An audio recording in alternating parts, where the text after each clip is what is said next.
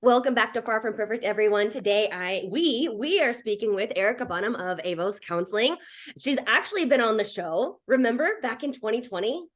In the middle of the madness. And Yes, that's what we talked about. We talked about the madness. totally.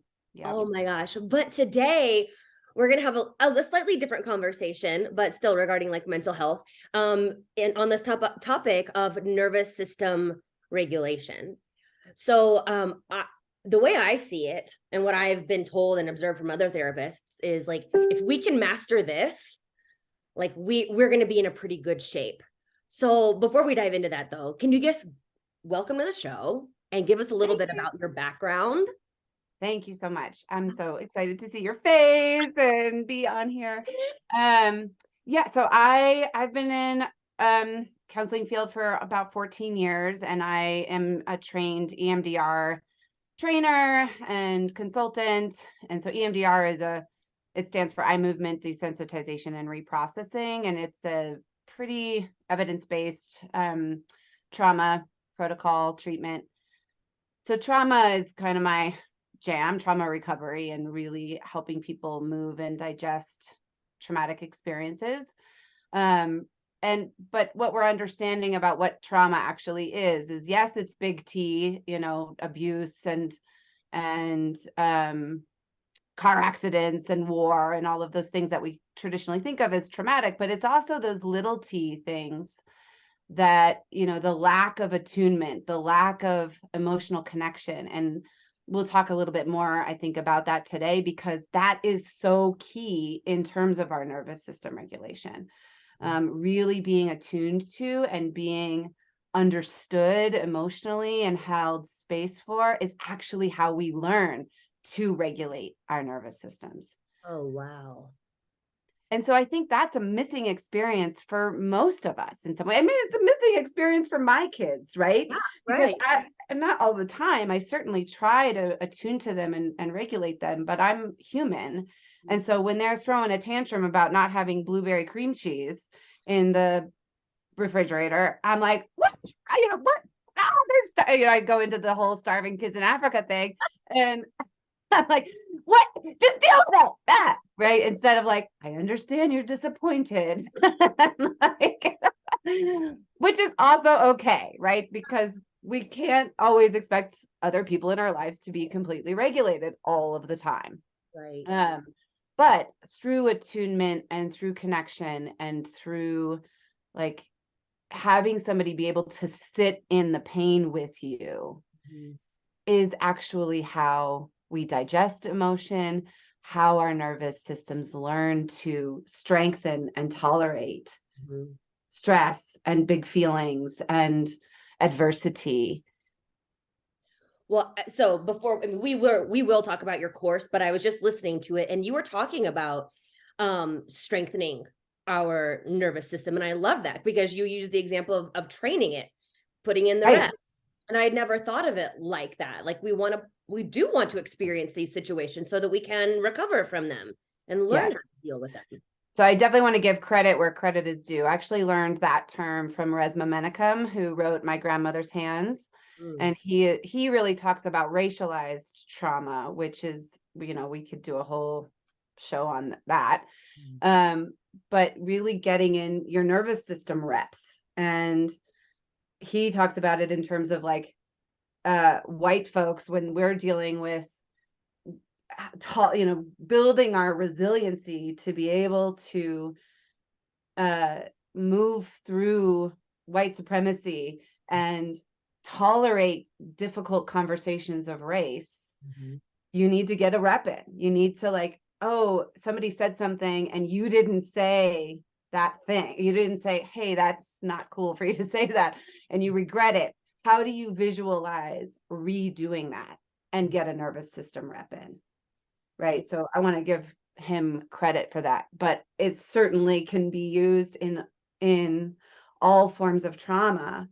And I really encourage people. So we talk, I'm sure you talk about visualization and seeing yourself do something, but I would actually invite folks to take it even deeper and what I would call like a somatic visualization. Mm-hmm. So like if you're about to enter into a difficult conversation, like if you're going to give somebody some feedback or set a boundary or say, hey, this is something that really hurt my feelings or whatever it is. If you know you're going to have a difficult conversation, if you're going to go into a difficult situation, practicing how you want to feel in your body it's going to get way deeper than you just saying like, I am strong, I am worthy, my needs matter, blah, blah, blah.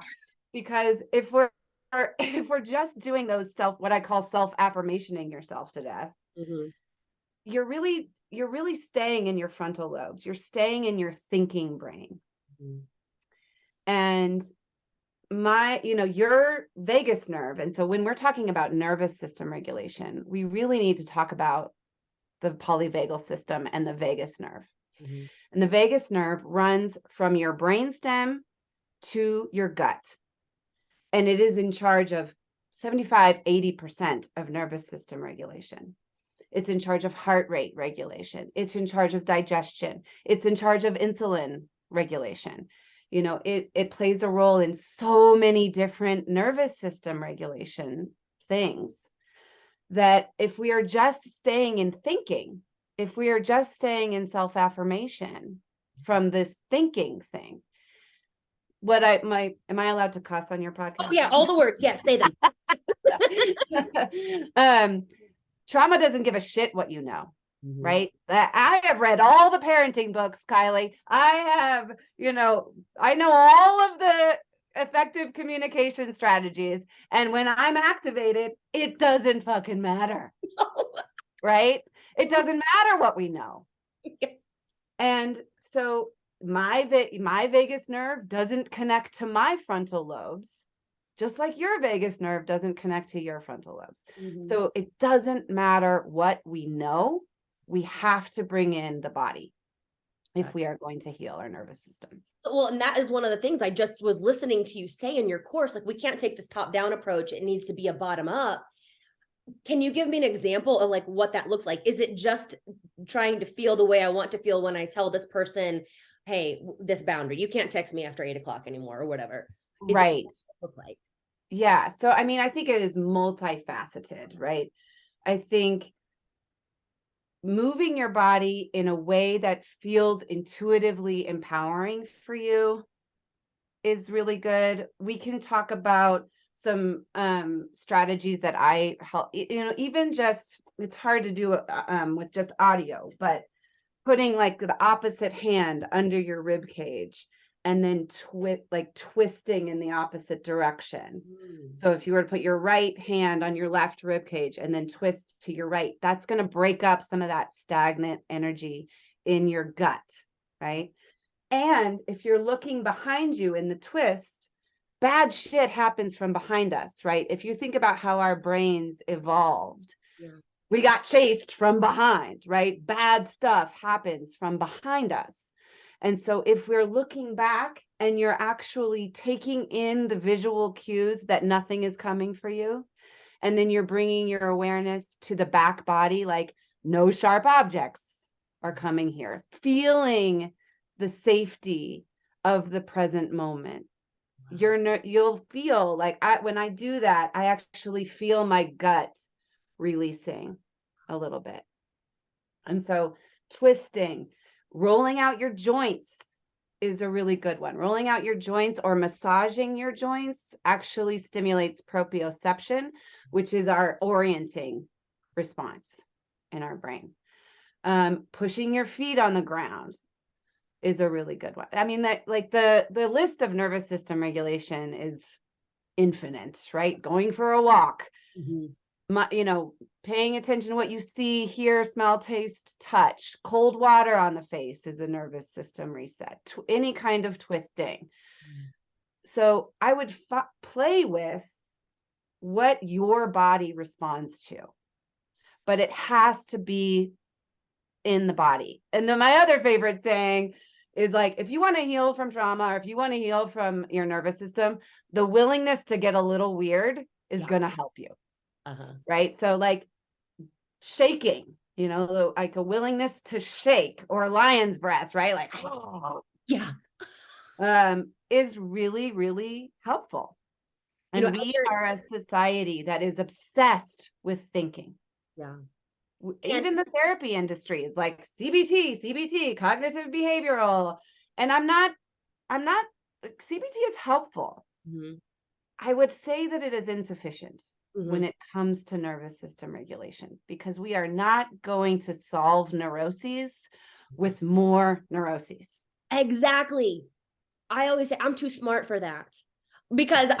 I'll outsmart myself, so I won't have to Totally. change. Yeah. That's right. That's right. And as I'm thinking about this and I think about our current lifestyles, no wonder. It's like, no wonder we sit all day long. We're not moving our bodies. We're not stimulating our vagus nerve. It's like, no wonder everyone's an anxious mess. Totally. And we're thinking all the time, you know, and our focus is so, our attention is the biggest commodity out there. Yeah. And so if we can bring our focus to our internal world a little bit, and we actually show up regulated. Mm-hmm. I mean, if you think about a regulated nervous system in the face of this divided country, in the face of, all of the difficult, global warming, even if we're talking about collective issues, if we could regulate our collective nervous system, we might actually be able to make some progress. Yeah. Right? Because if we're regulated, then we can actually be in our frontal lobe. Mm-hmm. And our frontal lobe is the part of our brain that can have attuned communication, that can have disagreement while still maintaining connection, that can have nuanced thinking, that we can hold both and thinking.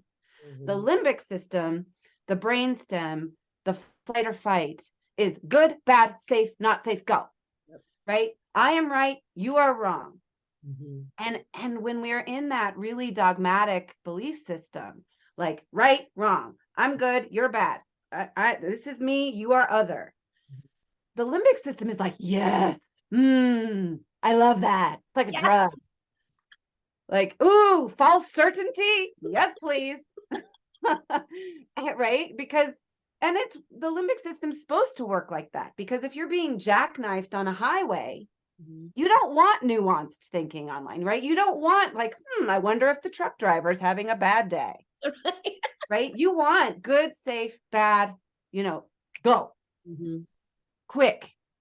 But if you're having a conversation with your partner, yes, that's what I was just thinking. Right? Or if you're trying to like discipline your child, but in a way that still maintains connection, or if you're trying to solve a global crisis, the ability to stay regulated and not reactive and not in flight or fight, I mean, that's fundamental. So interesting. The last two podcasts I've had, they've been about relationships, and obviously communication comes up. And I can see how if you're trying to talk to your partner about finances or sex or how you parent, going in there dysregulated isn't going to get anybody anywhere. Right. Your protective parts, your reaction is just going to cause your partner's reaction, and you're going to feed off of each other, and it's just going to go nowhere. And even if, I hear a lot of like people that are in couples therapy or whatever, and they'll say something like, okay, you need to have a pause button, or you need to take a break. And they'll try that and it doesn't work, because if somebody's like, hey, I need to hit pause, usually that's going to trigger somebody else's abandonment stuff. Oh, that makes right? sense. And so you've got to practice, how are you going to regulate your nervous system so that you don't cause harm to each other, right? And even in your line of work, I was just thinking about our relationship with food and our relationship with our bodies. And I would say it's pretty traumatic to live in a society where your worth is in keeping your body small. And although I know you want to help people feel strong, and you want to help people feel like in a loving relationship with food and in a loving relationship with their bodies. And I would say like regulating your nervous system is fundamental to that. Because Absolutely.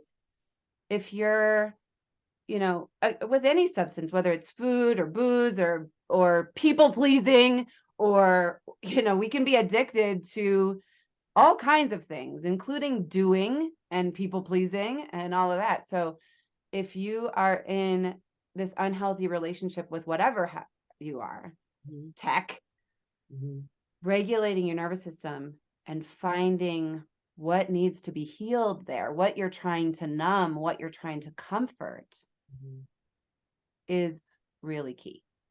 Well, I love what you were saying. Like everyone's kind of addicted to something. 100%. And I know that's true for myself, and I've been way addicted to other things. Right. But again, it's like there's this, it's not magic, it's science. It's like Totally. this. So what if someone's listening, like, what are you talking about? What is a dysregulated nervous system? Can you explain that? Sure. So we all have a flight, fight, freeze system. And we want that. If we are being attacked, we want that system to kick in to either fight back or run or play dead and maybe they won't see me kind of thing. And that is, getting into the flight or fight system, that's called the sympathetic nervous system. And actually moving in and out of the sympathetic nervous system and the social engagement system or the ventral vagal system. So the social engagement system is the regulated system. It's where we feel joy. It's where we feel calm.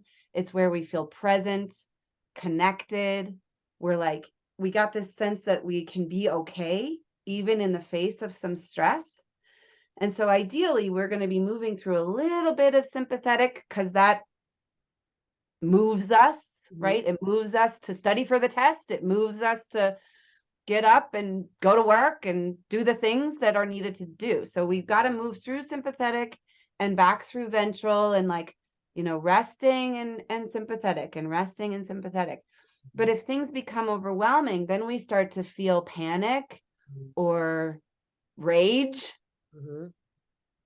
And then if it really becomes overwhelming, then we will move into the freeze response. And that's the dorsal vagal system. And the freeze response is like, whoop, I'm just going to shut this shit down. I'm going to feel hopeless. That's where depression lies. It's where we just are I'm just going to cut off from everything. Is that burnout? Burnout. Yeah. I mean, I think, yes. Okay. I think burnout happens in dorsal vagal, right? It's like we've fried all of our systems and we're just we just stop caring. It's like apathy is the only place, and numbness and hopelessness is protective, right? Because it's I'm just going to shut it down. Yeah. And it's the same system that happens when an antelope goes into the freeze response, right? A predator catches it and it's I'm going to go get my other lion buddies and we're going to eat you, because the lion thinks that the antelope is dead, but the antelope's actually just in the freeze response. And then in order to get out of the freeze response, we have to move back through the flight or fight. The antelope starts to shake, right? It's literally like a thawing of the freeze response that's happening in the nervous system. And so a lot of times when people start looking at these things and they've had to shut it down or cut off from it or dissociate from it and freeze it up, they move through this really big period of being angry. Yeah. Right.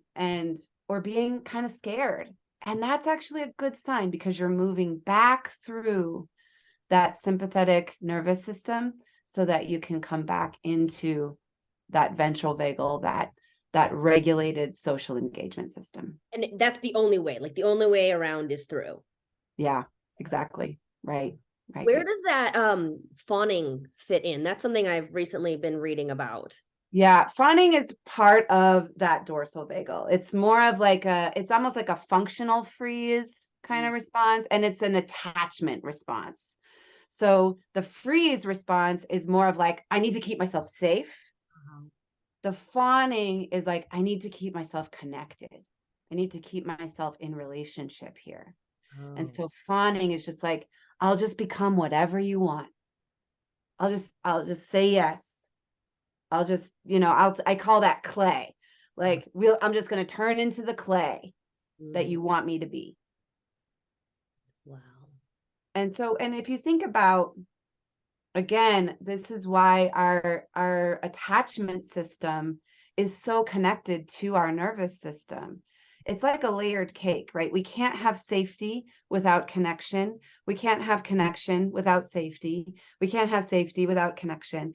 And so we need attunement, we need connection, we need somebody in our life, especially when we're little and when we're grown too, to be like, hey, how are you? How are you actually doing?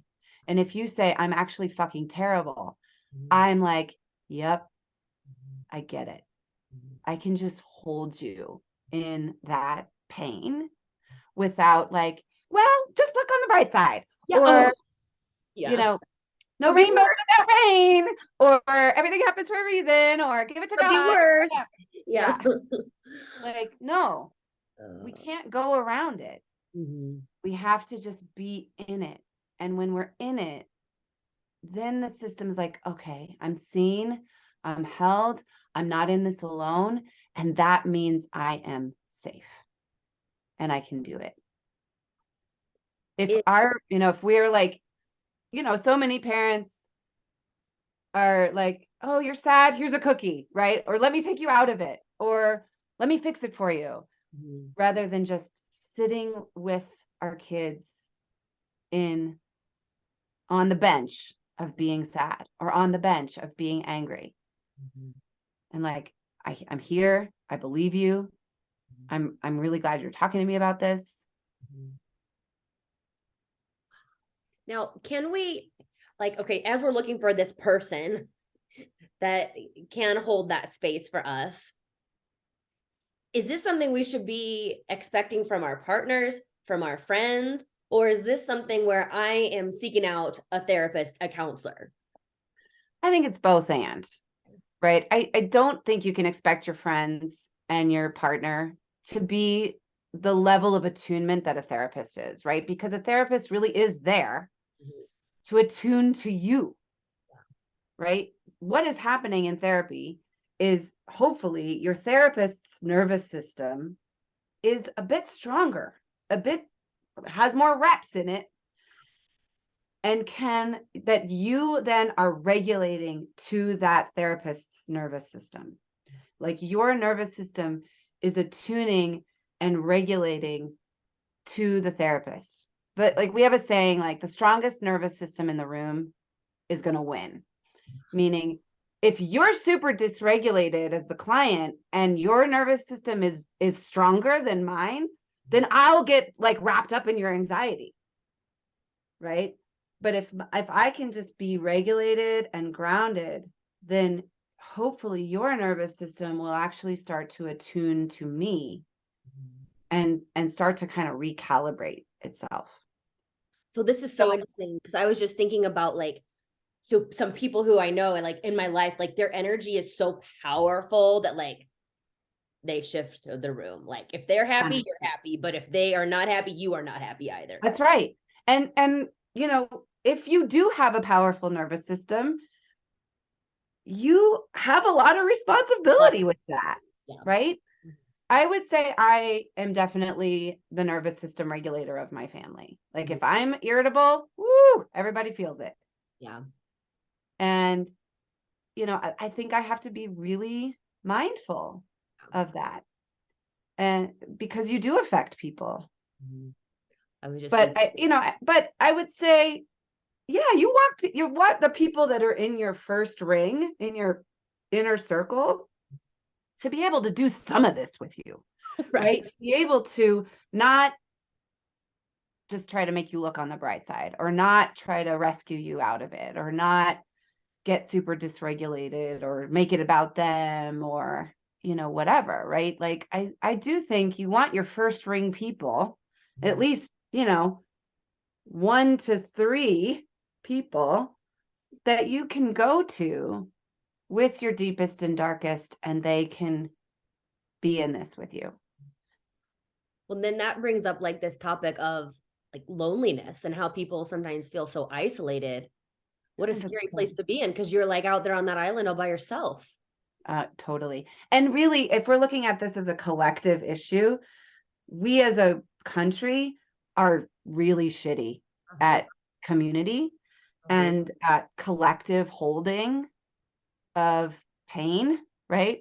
I mean, even with the pandemic, not that it's over, right? But we have really never collectively grieved, right? We are so devoid of community. And I think because we have this collective value of individualism, which has its beauty, right? We have this value of following your dreams and following your desires and being your unique special sauce and flavor in the world, and that is beautiful. And it might be overdeveloped, and we lose this sense of collectively supporting each other. And I think in that vacuum of connection is where we get conspiracy theory, and is where we get this this super divided state, because we're just, such in limbic system that we're fueling our flight or fight. So what is I know, I mean, it's going to take a long time, but like, what is the first step? I'm assuming like my issue is my thinking is, okay, I'm going to take responsibility for me and what I can do. That's right. That's all you can do. I mean, I think all is small, small is all. So when we heal our nervous systems on an individual level, that's going to ripple out, right? You're going to show up differently with your kids. You're going to show up differently with your partner. Even if your partner's not doing work, you're not going to engage with them in the same way, right? Relationships are kind of like a drum beat. One person's playing and the other person's playing. And if you're hitting the beat, you're like, I'm not doing this with you. And the other person's still trying to drum. It's going to change. Yeah. Right? You're like, I'm not going to do this with you. If you can, I'm going to step back. And when you can speak to me in like a regulated state, I'll be here for it. But I'm not going to play this game with you anymore. Right? If we start setting boundaries with people, or like, you can't talk to me like that anymore. I can maintain your dignity, and I can show up in a regulated state, and I'm not going to do this with you. People are going to find that they're going to change, I've been thinking about this too with like heterosexual relationships. Like, I have so many women healing, and they're single, and they're like, where are the conscious dudes out there? So if I can talk to the cisgendered heterosexual male folk, Yeah, get in here, fellas. I know. Like, I that is why I think my lucky stars, my husband, I don't know how well you know him, but I have to like really sing his praises because he gets it. Yeah. He's the one telling me, I can't talk to you when you're like this right now. Come back to you when you're regulated. Right. Yeah, and he does the work, but like, he's a Totally. rare breed. And I'm like, Pat, tell your friends. Like, they need to get in on this. And again, it's not your fault, fellas. Yeah, You right. have been swimming in this soup as well. Right. And welcome to the party. Like, none of this shit is our fault. You think my survivors of childhood sexual trauma that are paying thousands of dollars for therapy, you think that's fair? Like, that's the nature of this. It's like, it's not your fault, and you're the only one. Right. Even if your perpetrator comes back and is like, I'm so sorry, I'm going to turn myself in, I'm going to try to get some help around this, the trauma is still yours, and it is in your body. And you're the only one that can walk the path, right? And I think a both and approach is like, only you can do it, and you can't do it alone. Yeah, no, there's no way we could have the tools. Right. And again, it doesn't matter what we know. I have to go to my therapist and she has to say the same shit to me. And it's not about even what she says. It's about the attunement and my nervous system being held and attuned to, and my pain being witnessed. And again, this isn't just like me trying to be smushy, fluffy therapist. Like, oh, we all just need love. Yes, we do, but there's science to that. Because what happens in the nervous system when we are attuned to, when we are held, even if we're being said no, right? Like, even if like I'm showing up with my kids, like, no, you can't have a graham cracker for dinner. I love you. I know it's disappointing. And I got to hold this no with you. Like, I can be with you in it, even if I'm saying no. So when we have that experience, then our nervous system gets a little stronger. And we're like, okay, I don't have to carry this. I don't have to carry this stress or this trauma. I can digest and release it. It can actually move through. Yeah. And then I've got this clear space for whatever the hell I want to do. Oh. Then it's like, well, okay, who am I without all this trauma?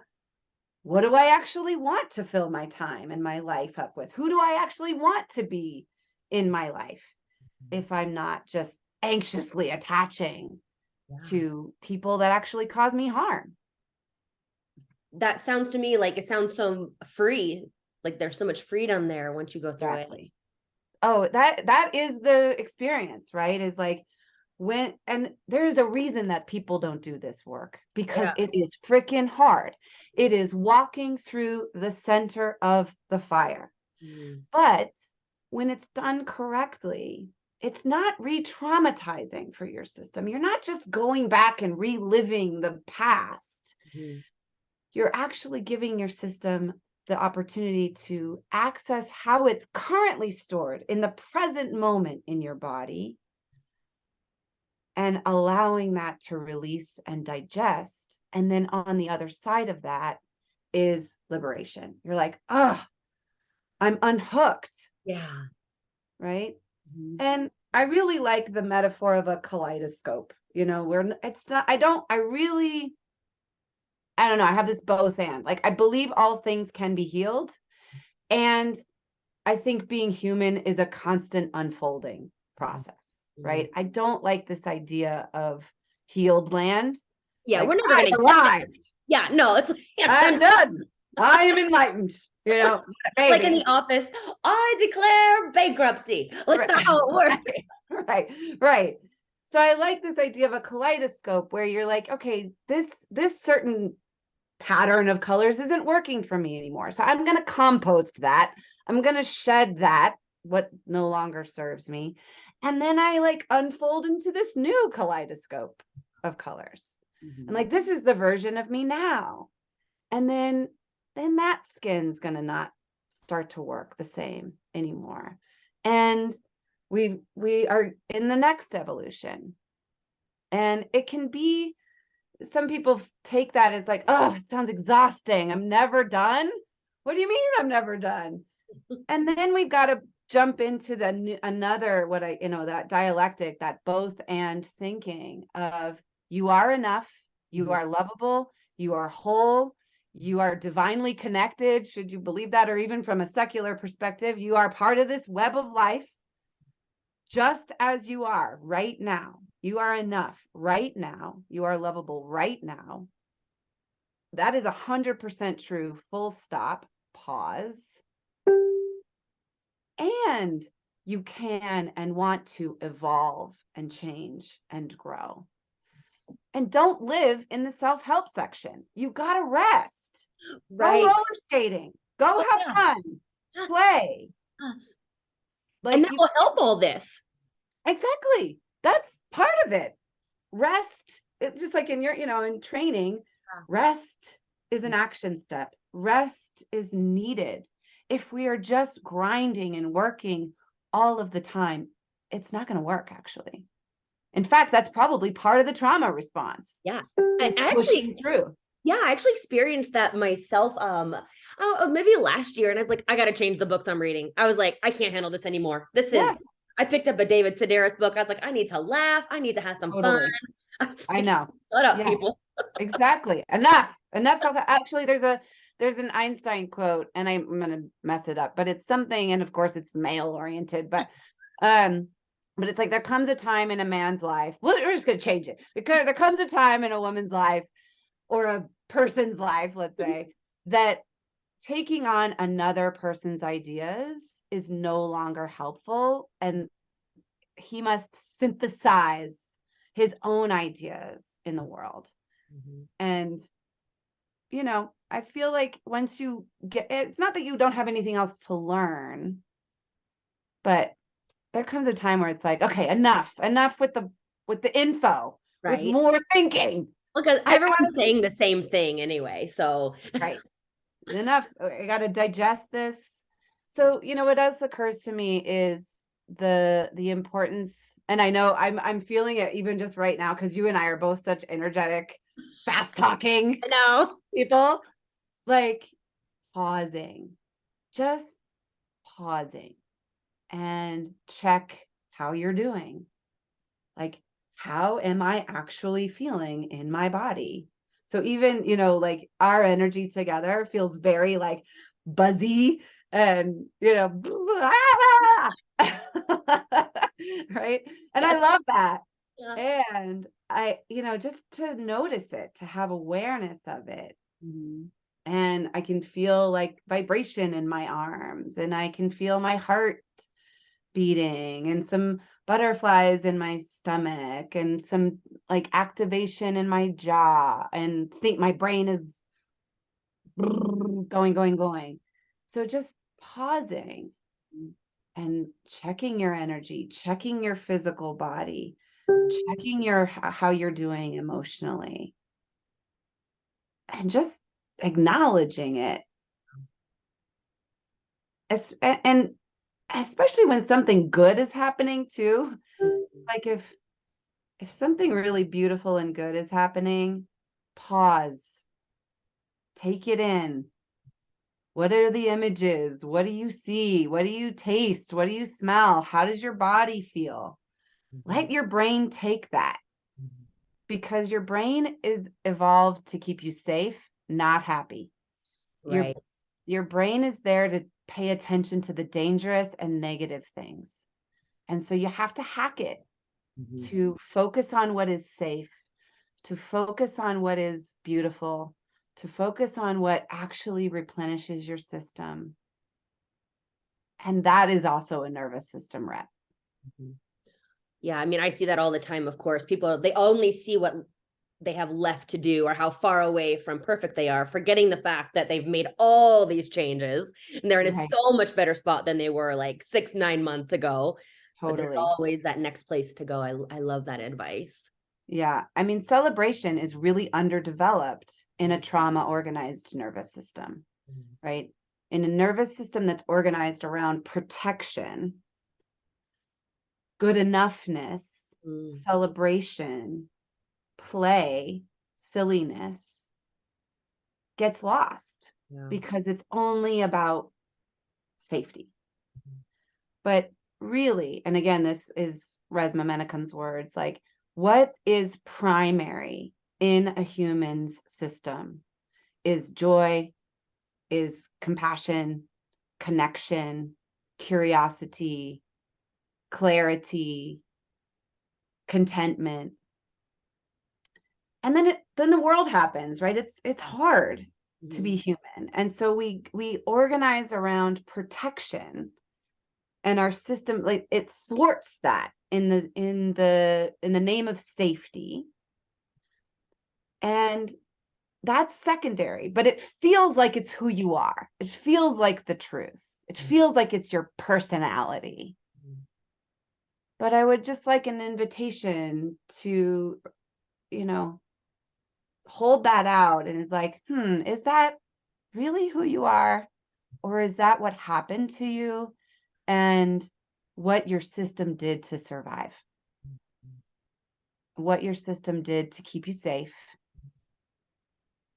and, adapt. Well, as you're talking about, allowing these things to move through our bodies, I know you love to dance. Totally. I also love to dance.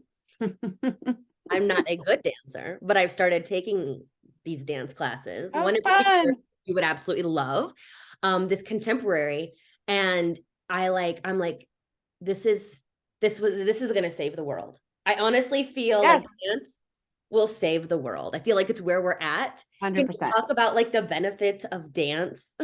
I know it sounds like a silly question, but I honestly think it's like a missing link.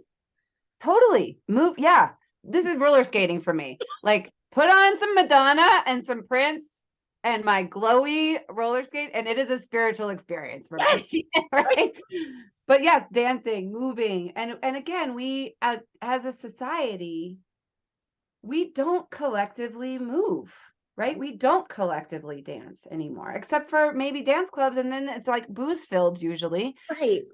But we, as a spiritual practice, as a collective healing practice, we don't sing together very much. We don't dance together very much. It's all very performative and perfection oriented, rather than I'm just going to move with you as this way of connection and healing and moving things through. And yeah, I love that. Have you ever gone to that ecstatic dance? I have not, actually. It is sort of on my list. I am still working through some trauma, some like cynicism, like, ugh, No, trust me, I'm right there with you. Like, you know. I'm But like Kylie, you're the weird one here. Leave I your know. judgy pants at the door because you're the But weird one here. if it was like I said, if it was Prince and Madonna, I'd be all in. I You know. know, I know. the didgeridoo, I'm just whatever. Do your thing. Like I know. But whatever floats your boat. that is why this contemporary class is like, to me, it's like, I don't know, it's like therapy. And I the little love kid that teaches that, I call him a little kid because he's in his 20s, unless you're 40, you're an adult. You're not an adult yet. that. But I can tell his mom is a therapist because of the way that he speaks. And Right. it's just like he's like, the nice thing about contemporary is there's not a place to get, right? You're not, he's just speaking our language. And I don't think this kid knows how brilliant he is. That's awesome. I love that. Well, the one thing I want to make sure I ask you about is ketamine therapy, because we were talking about it before I hit record. Can you talk to us about what it is, who it's for, benefits of it, your experience with it, all of that? Sure. So let me say one more little speech, and then I'll go into ketamine therapy, because I think it's important. Is, the negative beliefs that we have about ourselves. And my particular flavor is never enough. I'm not enough. I'm never doing enough. I'm not enough as a person. Blah blah blah. Right. But other flavors are: I'm bad. I'm a piece of shit. My needs don't matter. I'm invisible. Pick your flavor of negative belief. Right. And again, we might know.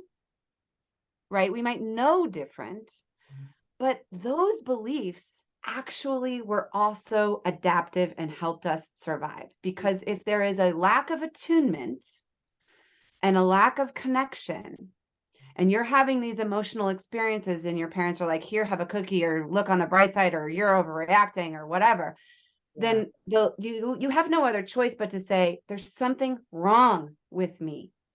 There's something wrong with me. And so believing that it is about you does two things. It gives you a sense of false power, because if it's about you, you can do something to change it. I'll people please you. I will learn to track your needs, grown up, and give you what you want. I'll turn into the clay that you want me to be. I'll become a therapist. I have some power if it's about me. And that negative belief also allows you to attach to your grown up, because you can then say, no, they're the grown up, they're right, they're safe and loving. I'm the problem here. And if we don't attach to our grown up, we will die. So that negative belief, whatever your flavor is baked in to the survival system. It's baked in to those lower brainstem survival neurological connections. And the reason I wanted to say that is because, again, we can self-affirmation, we can do all the things, but it's so baked into the survival system. It's like, if you stop doing that, it feels like you're gonna fucking die. Yeah. Like not believing that I am enough kept me alive. So changing that pattern in my brain, on some level in my brain, feels like life or death. Mm-hmm. And ketamine and other psychedelics, but what we're seeing with ketamine is that it actually puts a pause in those lower limbic system neurological connections. It kind of almost shuts down the limbic system, the amygdala system, in this way that those frontal lobe connections actually have a fighting chance to integrate. And the system's like, oh, I can stop doing this and I'm safe. Oh, I actually am enough, and I can believe that because this protective not enough system has had a pause, and everything can kind of integrate and connect in a different way. Wow. So ketamine or other psychedelics, it isn't a bypass. You don't just get to put this medicine in your system and you're like, woo, I'm cured. No, but it is a conduit, and it really helps pause those baked in limbic system neurological connections, so that the frontal lobe, the more nuanced communication, the healthier beliefs, and not just thoughts, but body held beliefs, can really start to integrate and click in. So is this, I'm assuming it's not a one-time session. Usually not, right? I mean, the full protocol of ketamine therapy for people that are highly suicidal, highly depressed, what we would call, quote unquote, treatment resistant depression. The protocol is to do 8 sessions over the course of like 4 weeks. So 2 a week. And I find that to be quite a lot. Mm-hmm. I'm more of like a once a week, every 2 weeks, once a month pace. But again, I think it's where people are in their severity of symptoms. I would say people do find quite a bit of shifting even after one session, but it's going to take some time to unpack all these layers, right? So I'll just share my personal experience. Like, I, about 2.5 years ago, decided that I really needed to unhook from alcohol. And it really felt connected to my attachment wounding. I'm adopted. My mom was awesome, but she was a drinker. And so we would like drink together and bond. And so I had this like attachment wound, plus my main attachment was connected to alcohol. And alcohol was like, oh, you have a wound? I'm just going to come in and like numb that for you.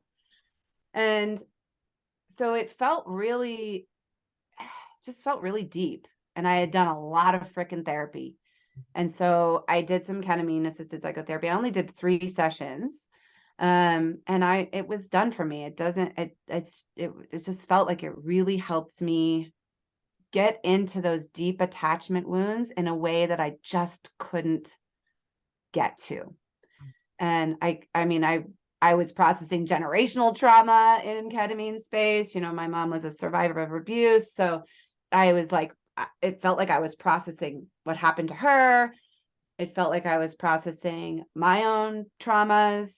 I felt like I could finally get that baby that had felt abandoned and like get her, and reclaim her in a way that limbic system protection just wasn't going to let me get to without some support with the medicine. And then, I can't there. And what I say to people is often there's no words, because the trauma doesn't have words. The trauma happens before we have words for it. And so the healing doesn't have words, right? Like generational trauma, we don't have words for that. It's just in our bodies. And so it's hard to explain. It's hard to have words around it.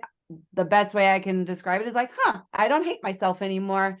Like, I knew that I wasn't a bad person before, but it's like now I can know it in my bones. Oh man, what a gift. Oh, I'm so grateful. And the now that I'm doing it as a therapist, just the shifts that clients are making are so magical. And same way that you feel about dance, I'm like, this shit is going to change the world. And there is a shadow side, you know, I mean, there is a lot of stuff that's people are going to use medicine in a, you know, I'm just going to take this medicine and hope everything's good. And I'm like, okay. But I would rather have it than not. I'll take the shadow. Yeah. Because it is just a game changer. It really is. I was hearing someone say, you brought up that generational trauma. Like, not only is our therapy a gift to ourselves and I think everyone else around us, but we're helping our grandmother that dealt with whatever things we probably don't know about, don't want to know 100%. about, but we're carrying around. Like that, I never thought about it like that, and I was like, I'm really proud of this work that everyone is doing. Totally. Yeah, I mean, I think, you know, if you have a spiritual practice, and even if you don't, in some ways, I feel like this can land, like energy is here, and the trauma that never got healed is energy. And as you are healing yourself, you are healing your ancestors' pain, for sure. And that can feel like a big responsibility, but what a gift. And then I think, you know, not only does pain and trauma get passed down, but resiliency and beauty and strength get passed down too. And we can keep the learning, and we can keep the resiliency and the beauty, but we can digest and release and transmute and compost the trauma. And that is, again, I mean, if we think about that on a collective level, if we were to actually have conversations about racism or about, you know, oppression that women still face or oppression that queer people still face, in a regulated state, without people getting so locked up and defensive and braced, we might actually be able to do this thing, right? We might actually be able to collectively solve some problems here. But I think a regulated nervous system is, it's like it's not optional. Not an option. Right? Yeah, it's not an option. None of this stuff is going to get done without it. Right. Well, this is the perfect segue for you to talk about your course that I recently just started, Cultivating Your Inner Badass. Can you talk to us about, like, who exactly is it for and what all do we get with it? The modules are amazing. Thank you. It's just been my little baby that has been brewing in my heart and in my soul and in my brain for like 4 years now, basically. And I finally just did it. But, you know, I find myself talking, just as I am with you, about very similar things to clients. And I wanted to be able to put it out there in a way that was affordable for people, right? Like, it's not therapy, but if you take the course, you might save yourself the money on therapy, because it's those foundational things that I actually have to say to my clients over and over and over again. And it's all about, you know, how trauma works in the nervous system, how your nervous system works. Really, it's chock full of somatic resources, nervous system regulation resources. So the modules are, you know, cultivating a badass nervous system, cultivating a badass relationship with yourself, with self-worth, cultivating, and again, we're not talking about self-affirmations here. It's like how to really regulate your nervous system so that you can feel more powerful and actually start liking yourself and embracing who you are, your special sauce that you bring to the world. cultivating a healthy relationship with your body. And we talk about how things related to our body is so baked in on a trauma level. And then cultivating badass relationships. So boundary setting, how to set effective boundaries while still maintaining connection and attachment, using discernment of who gets your energy and how much of your energy you get. A hard one for me. Totally. And then the fifth is sort of a hodgepodge of spirituality. I talk a little bit about the trauma of the dominant culture and white supremacy values. I talk about spiritual bypassing and spiritual trauma. And I believe those things really get in the way of our collective healing and community, which is needed for our nervous system. So cultivating a higher sense of purpose, community, reconnecting with your creativity. Yeah. So it's just like all the things that I say to clients all the time, all the resources and skills and tools that I offer all the time, and you get it all. And so the course itself is an online self-paced course that you engage in or clients engage in on their own time. And then I'm doing twice a month coaching calls where you can come and ask questions and get some support, workshop an issue. You have access to me. I'm going to do, it's the first Friday and the third Saturday of every month. And then eventually the Saturdays I'm going to hand off to my lead coach, but as it's kind of building, I'm going to be that person for the first few months. We'll see. It's such a great resource. And you mentioned, so you said the word coaching, and I just wanted to get your take on the difference between therapy and coaching, because they are different, but I would love to hear it from you. Sure. So I wanted to offer coaching so that people from around the nation can access it, right? But the main difference is that therapy is really focused on the past and digesting and psychoanalyzing issues around the past.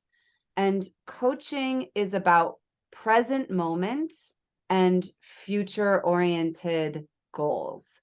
So we are talking about trauma, but we are talking about it in a way that is like, how is it here now? Right? How is it here now? And how do we help you actually move through it? So it might be that you really do need to find a therapist, an EMDR therapist, or a trauma trained therapist to really help you digest what has happened in the past. But this will be a great support or a beginning phase, right? Of like getting the foundations of nervous system and resourcing and, having a basic understanding of all of this. It could be a great beginner place. It could be also a great like supportive place as you're moving through some trauma work. So it's for, anyone who feels like they've got some shit to digest, or that everyone. I mean, I would say if you are actively involved in the Proud Boys, I'm probably not your gal. Need not apply. We are an actively pro-queer, pro-trans, pro-choice, pro-people of color, anti-racist organization. So, if you want to unpack some patriarchy and white supremacy, come on in. Oh my God. There is this account on Instagram and it's called Secretly Woke Southern Men. And it is so funny. Yes, they are so good. I love them. I love them so much. Well, where can we find you? So the course is at cultivateyourinnerbadass.com. Okay. That's actually a really funny story. I think I have some ADHD, Kylie, because I was like, darn it, I really want that URL, cultivateyourinnerbadass.com, but it's taken. And then I was like, a month later, I was like, wait a minute, I think that's my URL. I think I own that because I had started a blog like years ago. Oh my gosh, that's so funny. So I just repurposed it, but I was like, wait a minute. Anyway, hilarious the way my brain works. But yes, cultivateyourinnerbadass.com. There's actually a free webinar on that, and it's partially the first module. It's just part of the first module, so it's called Cultivate Your Badass Nervous System. There's more in module 1 in the course than in the webinar, but you can get a feel for my vibe and the way that the course works with that free webinar, and that can be found on the cultivateyourinnerbadass.com. Well, I mean, I can say, like, I think you're fabulous. I know you're an amazing therapist as well. So if anyone is wondering, that's my take on you. So Thank you. But I have to ask you one more question though, because you brought it up and I'm dying to know. So I feel like everybody now has ADHD, but I want to know from your point of view, do people really have ADHD, or is it just a symptom of life now? Yeah. That is a good freaking question. I mean, I do think collectively our brains are looking more like ADHD brains. I think it's a very tender topic as to whether or not we actually chemically have ADHD, or if it is a result of not just cell phones, but certainly cell phones and social media really collectively steal our focus. And there's actually a great book called Stolen Focus by Johann Hari. And I read half of it. Sounds about right. Yeah, I listened to half of it. I was like, I got it. On brand.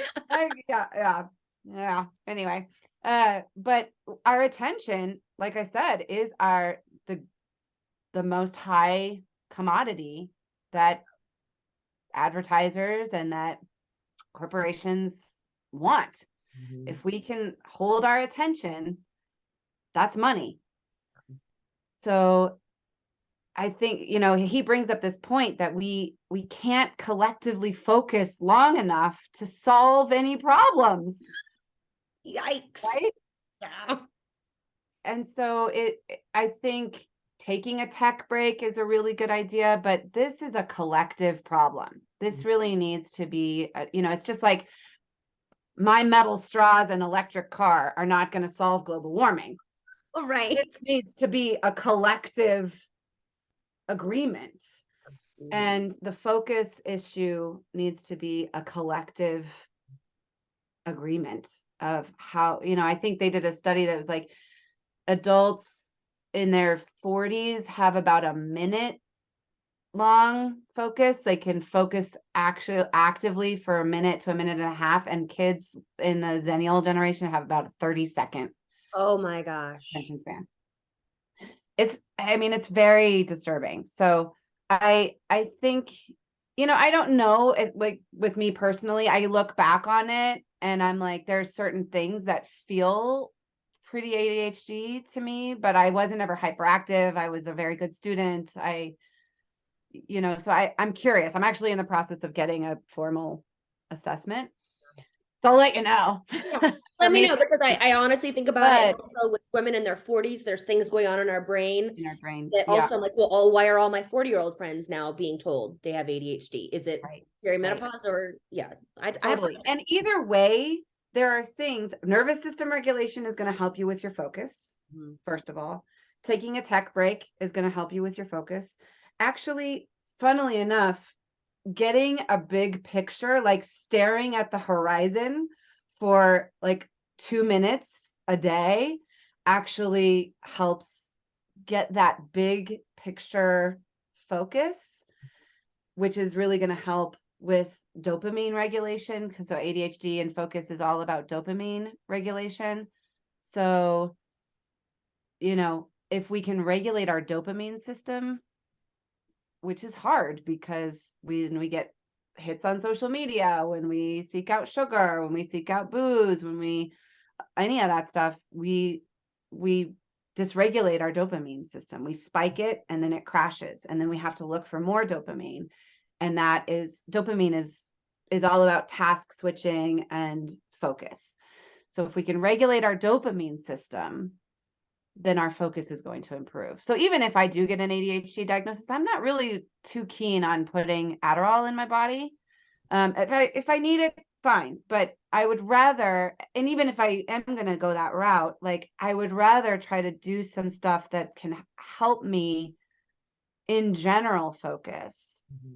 And so seeking out things that can help your general focus is also a good idea, right?